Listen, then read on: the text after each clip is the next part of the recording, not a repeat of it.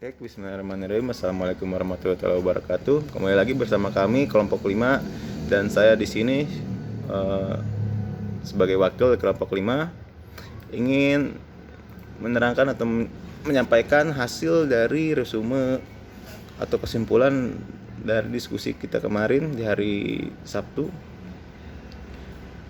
tepatnya pada tanggal 24 April ya, yang dimana kita semua tentunya tahu berdiskusi tentang subjek-subjek hukum internasional, yang dimana dalam diskusi tersebut dibagi menjadi beberapa sesi. Yang pertama itu sesi tanya jawab, sesi analisa materi, yang dimana setiap kelompok memberikan analisanya melalui program masing-masing, yang dimana menurut kelompok kami analisa dari setiap kelompok masing-masing itu sudah sangat menguasai ya, sudah sangat cukup dan menguasai, sehingga menurut kelompok kami sesi analisa itu sudah bagus semuanya gitu. Artinya materi yang kami sampaikan dapat dipahami oleh semua kelompok, seperti itu. Kemudian berikutnya itu ada sesi sanggahan dan bantahan, yang dimana setiap kelompok juga memberikan bantahan atau tanggapannya terhadap materi kami, yang dimana kelompok 1 membantah, kalau tidak salah Pak Adam di situ membantah kenapa sih gitu hanya negara saja yang menjadikan subjek utama yang terpenting, kan padahal kan individu lainnya juga penting gitu. Apalagi di zaman sekarang individu itu juga sangat penting untuk dijadikan subjek internasional. Dan kemudian kelompok 2 ada Bapak Fauzul juga menyanggah gitu, bukan memberi masukan agar Vatikan ini ya lebih diperdalam lagi, di mana sebagai kita tahu Vatikan sebagai subjek hukum internasional, tata suci Vatikan sebagai subjek internasional, yang dimana ini menurut beliau sangat unik karena tata suci Vatikan bukan suatu negara tetapi dia menjadi subjek hukum internasional. Nah, itu yang harus diperdalam dari beliau. Kemudian dari kelompok 3 kalau tidak salah dari Pak Sunandar ya, kalau tidak salah menambahkan ya seperti ya sudah cukup mungkin. Pak Sunandar kelompok 3 dan kelompok 4 sudah cukup, maksudnya sudah tidak ada yang ingin dibantah dan dianalisa. Dan kemudian belanjak ke sesi selanjutnya, yaitu sesi tanya jawab, di mana setiap kelompok juga memberikan pertanyaan yang disampaikan kepada kelompok kami, yaitu setiap kelompok melalui perwakilannya tentunya, yang dimana kelompok 1 hal ini yang ditanyakan oleh Ibu Fani ya.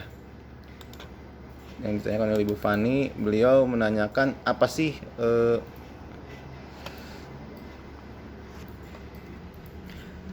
di sini kelompok 1 menanyakan melalui Fani ya, perwakilannya, di mana Pak kelompok 1 menanyakan bagaimana sih personalitas NGOs dalam perkembangan internasional masa kini.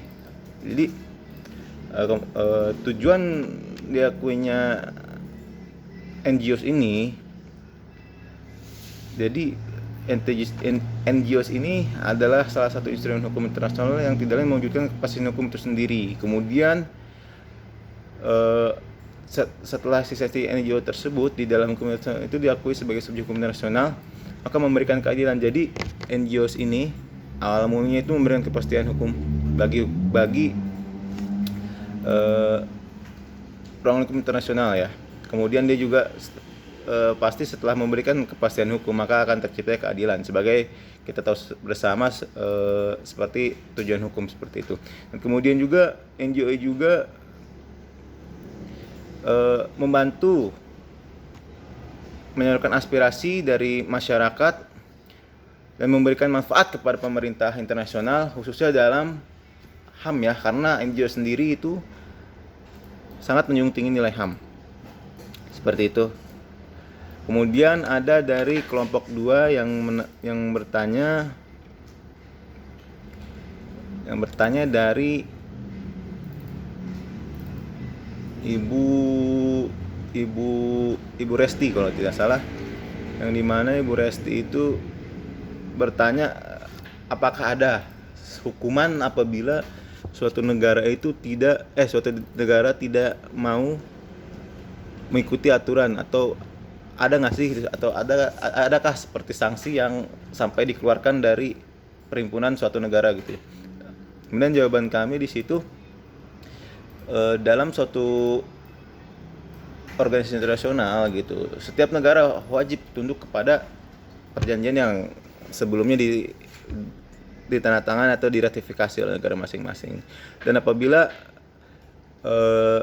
suatu negara tersebut melakukan pelanggaran, maka ia akan diberikan sanksi. Biasanya dalam sanksi hukum internasional ini, sanksi kepada negara itu biasanya diboikot. Contohnya seperti dalam hukum perdagangan, apabila satu negara melakukan dumping, dia akan diboikot untuk tidak boleh mengekspor atau mengimpor barang dari luar lagi, seperti itu. Dan kalau apabila kita ambil contoh kasus seperti sampai dikeluarkan itu, sampai saat ini belum ada, kecuali negara itu sendiri mengajukan pengunduran diri dari organisasi internasional tersebut gitu. Seperti itu jawaban dari kelompok kami untuk pertanyaan nomor 2. Kemudian lanjut ke pertanyaan soal nomor 3. Di sini dimana pertanyaan dari yang ditanyakan oleh Ibu Nadia ya. Jadi bagaimana sih,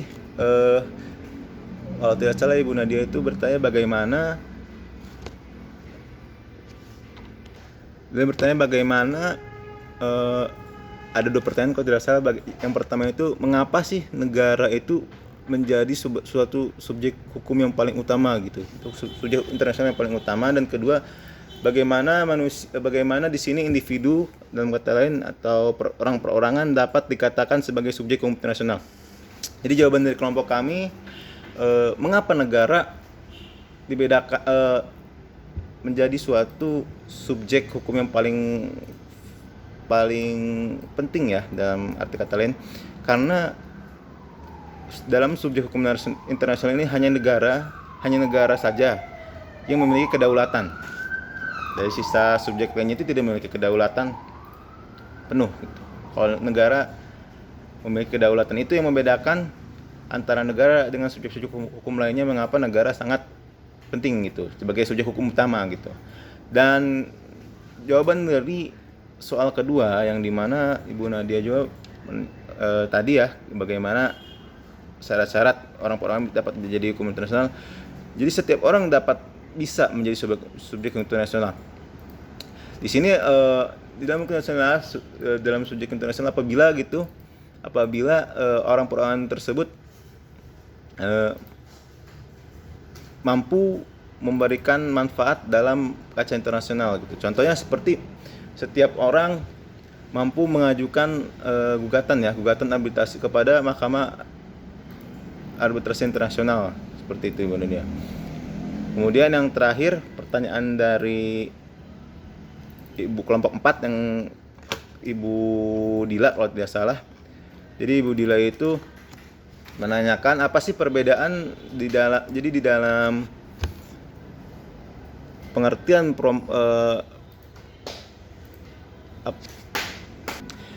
beliau menanyakan di kelompok 4, maksud saya yang diwakili Ibu Dila, menanyakan pertama itu ada, kalau tidak salah ada dua soal ya, ada 2 pertanyaan.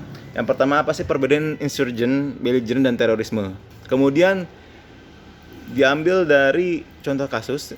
Pertanyaan keduanya diambil contoh kasus, yaitu OPM ya, yang dimana apa sih sebenarnya status OPM ini menurut subjek hukum internasional, apakah dia layak disebut belligerent, insurgen, atau terorisme? Nah, di jawaban kelompok kami di sini memiliki perbedaan pendapat. Artinya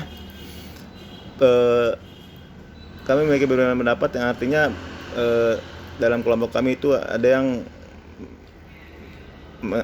menyatakan bahwa OPM ini masuk ke dalam terorisme gitu. Ya, karena menurut saudara Pak Ibin, karena beliau yang berpendapat seperti itu, karena menurut beliau OPM ini suatu jaringan yang radikal gitu, yang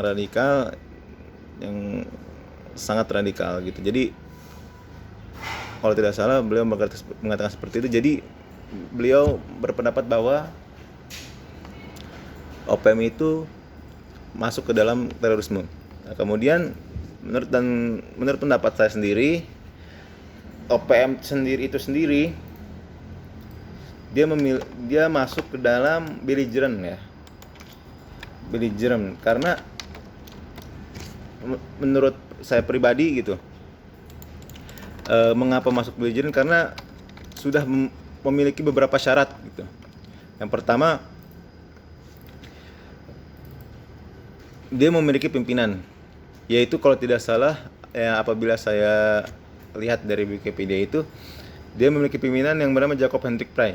Kemudian dia memiliki wilayah, yaitu OPM ini beroperasi di wilayah Papua dan Papua Barat, dan dia juga memiliki bendera logo. Mungkin mereka juga mempunyai bendera, kalau tidak salah bendera OPM, dan ada dukungan juga dari masyarakat sekitar gitu, ada pengikutnya gitu.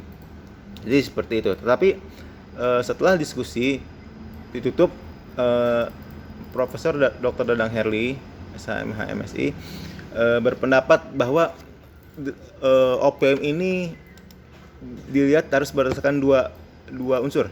Yang pertama unsur yuridiksi dan unsur de facto. Jadi menurut beliau mengutip dari Huala Adolf kalau tidak salah. Jadi Huala Adolf ini sendiri memberikan persyaratan yang harus dipenuhi agar suatu kaum pemberontak dapat disebut sebagai kaum belligerent, yang itu diantaranya terorganisir dalam suatu kekuasaan, kepemimpinan, memiliki tanda pengenal seragam yang jelas menunjukkan identitasnya, cara de facto mengurus secara efektif atas beberapa wilayah, mendapat dukungan dari rakyat wilayah yang didudukinya. Dari melihat kriteria tersebut yang tadi disebutkan, jadi semakin menguatkan bahwa OPM itu sebagai gerakan pemberontakan terhadap pemerintah yang sah dan berdaulat. Hal semacam tentunya mengancam kedaulatan Indonesia.